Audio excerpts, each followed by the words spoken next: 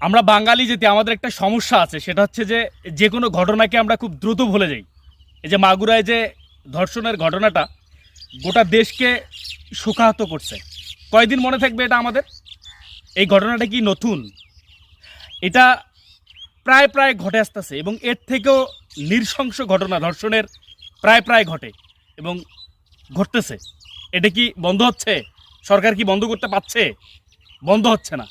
আসলে ভাই এভাবে কখনোই বন্ধ হবে না। ধর্ষকের এমন বিচার হওয়া প্রয়োজন, এমনভাবে মৃত্যুদণ্ড কার্যকর করা প্রয়োজন, মানুষের দেখে যেন কলিজা পর্যন্ত থরথর করে কাঁপে, প্রত্যেকটা শরীরের লোম যেন শিউরে ওঠে। এর জন্য প্রয়োজন ইসলামিক আইন, ইসলামিক শাসন।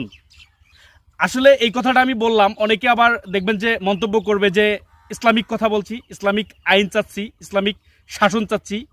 কিছু আবাল আছে, তারা আবার বলবে যে এ জামাত করে, এ হেফাজত করে, এ চরমনাই করে। আসলে ভাই সেটা না। ইসলামিক আইন ছাড়া, ইসলামিক শাসন ছাড়া এটা বন্ধ করা কোনো দিনও সম্ভব না। বিষয়টা মাথায় রাখবেন।